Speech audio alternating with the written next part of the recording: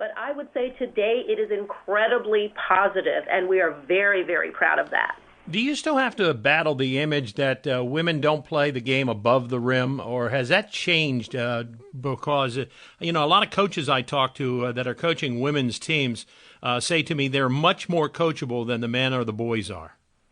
The women are very collaborative. They play one of the purest forms of the game that you could ever envision.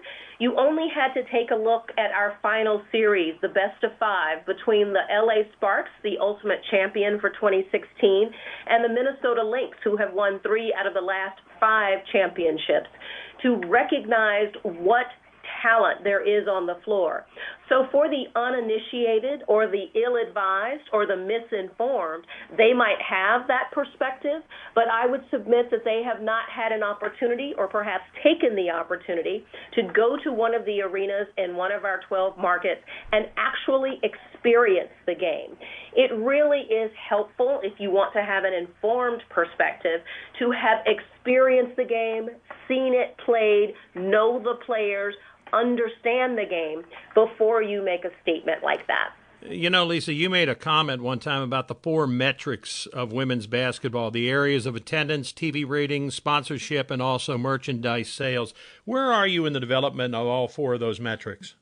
That's a terrific question. It harkens back to what I said earlier about this fundamentally being a business. You must manage and mark your progress every step of the way.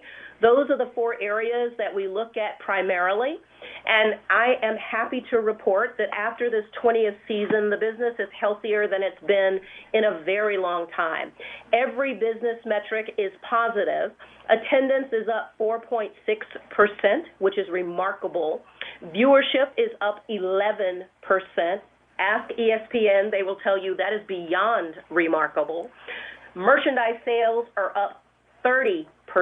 Breanna Stewart, the number 1 draft pick this year, led those numbers along with her team, the Seattle Storm. So when you look at our metrics, attendance, viewership, sponsorship, merchandise sales, sponsorship is also up. We recognize that there is tremendous demand for the product that we have on the floor, and the fans are rewarding us by attending, viewing, sponsors are engaged, and people are wearing our merchandise. There's no better metric or no better measure by which you can determine if, in fact, this business and this industry is successful. Tell me a little bit about the roots of your passion for basketball. So I cut my teeth on the men's program at Duke University as an undergraduate, and that was a long time ago, my friend. I finished in the class of 79. So I'm an old dog here, but I really fell in love with the game, watching it evolve at Duke. It was not the dynasty that it is today. In fact, Coach K wasn't there when I was there. Coach Bill Foster was there, and he started that dynasty in 1977. So watching that game is where I learned the fundamentals, not just the rules, but how to play the game and play it effectively.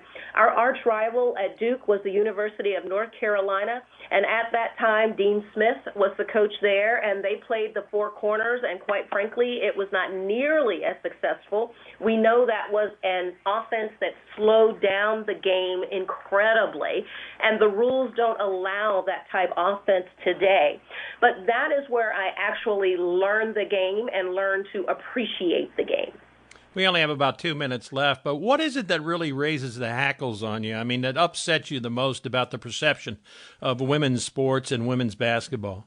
The thing that probably gets me the most annoyed or the most concerned is people making what I would call ignorant statements. And ignorance means you don't have exposure or experience. You're not stupid. Stupid says you don't have the capacity to process information. People are not stupid, but what they often do is make irrational statements about women's basketball, about women doing anything, quite frankly. I think we have some cultural issues that we need to deal with, and basketball falls prey to that just like many other areas.